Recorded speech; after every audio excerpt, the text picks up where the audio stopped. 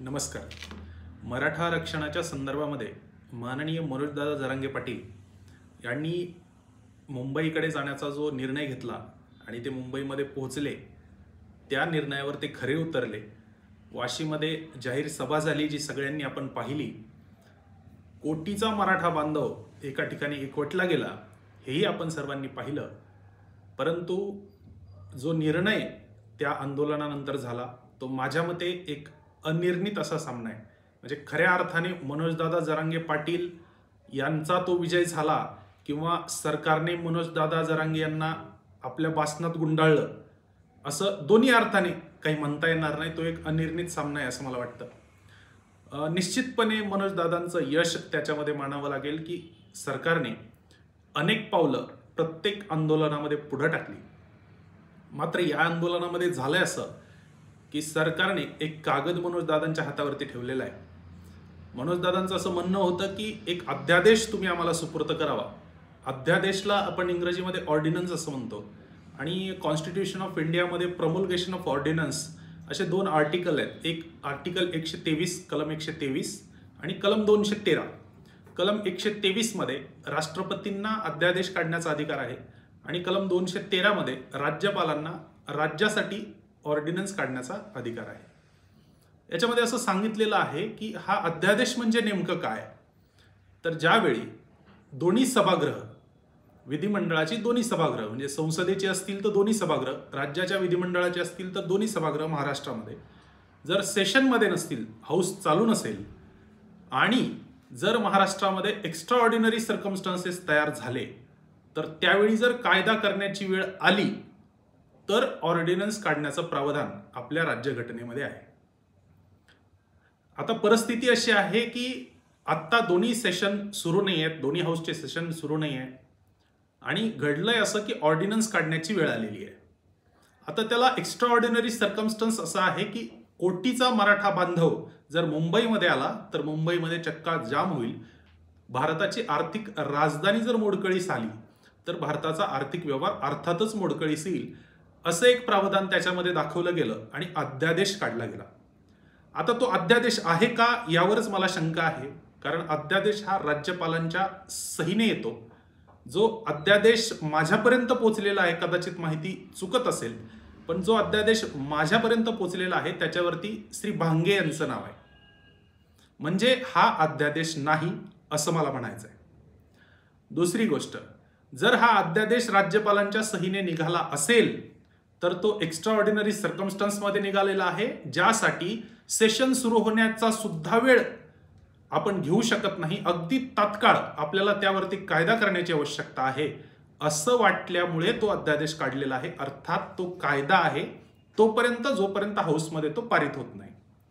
मग जर एवढ्या तात्काळ तो कायदा केला असेल राज्यपालांनी तर तो त्यावेळेपासून अंमलात का आला नाही हा माझा प्रश्न आहे. कारण त्यामध्ये तो कायदा नसून तो एक मसुदा आहे आणि याचा विचार 16 फेब्रुवारी 2024 नंतर होईल असं म्हटलेलं आहे. आता 16 फेब्रुवारी 2024 ही जी तारीख दिलेली आहे तोपर्यंत त्यावरती हरकती मागवलेल्या आहेत आणि त्याचा विचार करून याची पुढे अंमलबजावणी होणार आहे. मग फेब्रुवारीच्या शेवटी अर्थातच बजेट सेशन होणार आहे. मग तोपर्यंत जर वाट बघितली असती तर काही हरकत नव्हती असं मला वाटतं. जर अध्यादेशच काढायचा होता आणि तो तात्काळ जर लागू करायचा होता तर तो त्या वेळेपासून लागू व्हायला पाहिजे असं माझं वैयक्तिक मत आहे. या अध्यादेशामध्ये दुसरा एक शब्द असा लिहिलेला आहे की सगळे सोयरे. सगळे सोयरे यामध्ये त्यांनी विशेषतः व्याख्या केलेली आहे पितृसत्ताक भारताची, पितृसत्ताक व्यवस्थेची. एकंदर पितृसत्ताक व्यवस्थेमध्ये मुलगा, वडील, आजोबा, पणजोबा यांच्या ब्लड रिलेशनमध्ये, इथे ब्लड रिलेशन आहे, अगेन डिस्टंट रिलेशन नाही आहे.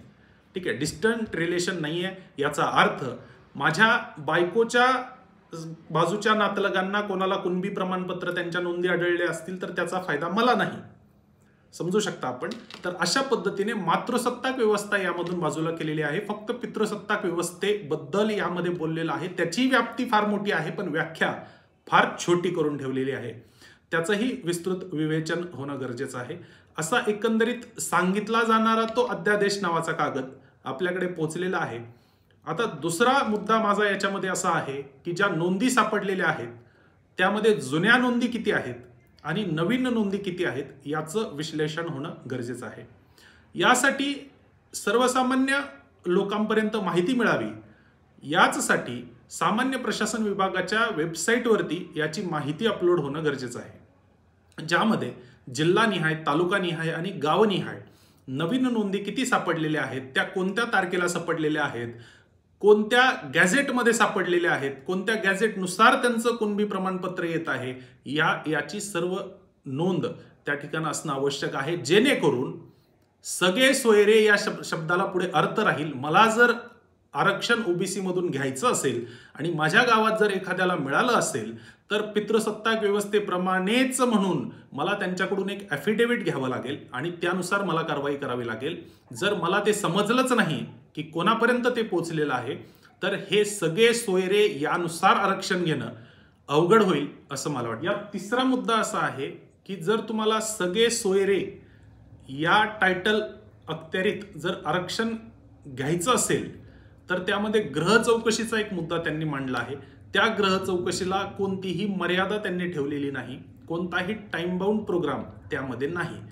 समजा माझ्या गावामध्ये जर एक्स व्यक्तीचं आरक्षण हे कुणबीमध्ये मिळालेलं असेल आणि मला जर ते पाहिजे असेल तर मी ॲफिडेव्हिट दिलं पाहिजे. ते ॲफिडेव्हिट दिल्यानंतर किती दिवसामध्ये याची चौकशी होईल आणि किती दिवसामध्ये मला ते आरक्षण मिळेल याचं कोणतंही बंधन सरकारवर नाही. असे अनेक प्रश्न या गॅझेटियरमध्ये मला दिसायला लागतात. त्यामुळे मला असं वाटतं की हा अध्यादेश राज्यपालांच्या सहीने तात्काळ लागू करायला पाहिजे आणि या ज्या त्रुटी त्यामध्ये राहिलेल्या आहेत त्या लागू करण्यासाठी सर्व सकल मराठा बांधवांनी यामध्ये प्रयत्न करायला पाहिजे.